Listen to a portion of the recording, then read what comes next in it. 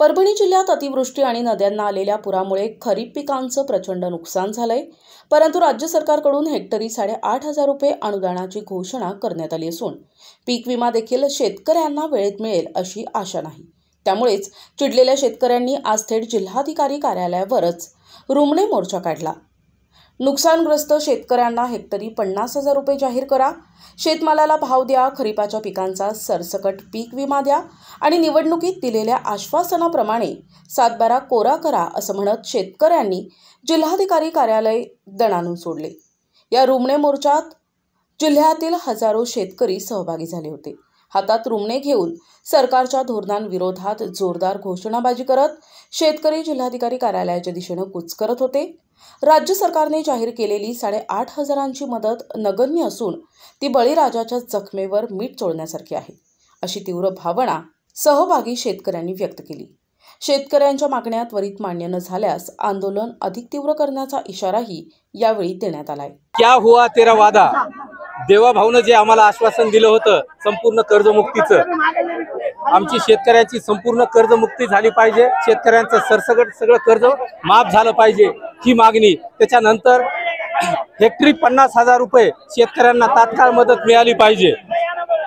तसंच परभणी जिल्ह्यामध्ये मागच्या 15 दिवसाखाली 128 कोटी रुपये दिले, पण ही जी मदत देते वेळेस इथल्या प्रशासनानं, इथल्या कलेक्टरनं संपूर्ण क्षेत्र हे कोरडवाहू दाखवलेलं आहे। त्याच्यामध्ये परभणी जिल्ह्यातल्या एकाही शेतकऱ्याचं एक गुंठाही बागायती क्षेत्र दाखवलं नाही का? आमच्या परभणी जिल्ह्यामध्ये एकाही शेतकऱ्याकडे विहीर नाही, एकाही शेतकऱ्याचं बागायती नाही, एकाकडे ड्रीप नाही, सोलर नाही।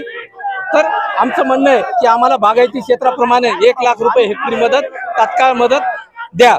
आजचा विषय असा झाला की आम्ही प्रशासनाला निवेदन देते वेळेस त्यांना स्पष्ट सांगितलं होतं की पावसाचे दिवस आहेत आणि जे आपलं आंदोलन ग्राउंड आहे त्या ग्राउंडमध्ये सगळा चिखल झालेला आहे, त्याच्यामध्ये शेतकऱ्यांना बसण्यासाठी, उभा राहण्यासाठी मुरुम टाकून व्यवस्थित आम्हाला जागा करून द्या।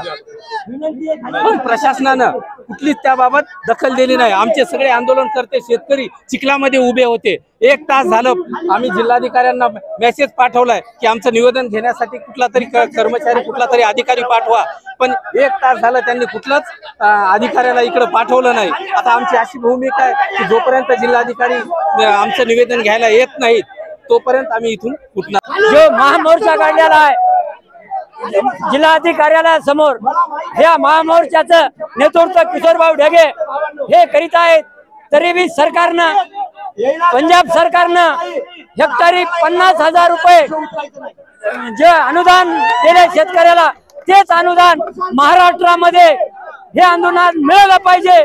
नसता आम्ही मंत्रालयात आवता घेऊन जाऊ।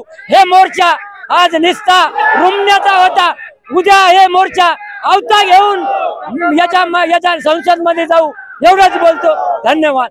मोर्चा काढलेला आहे। आज देवेंद्र फडणवीस यांनी चुकीचा निर्णय घेऊन 15 रुपये ऊस दरात कपात केलेली आहे, त्याचबरोबर हेक्टरी 50,000 रुपये आणि संपूर्ण कर्जमुक्ती हे विषय घेऊन आम्ही इथं आलेलो आहे।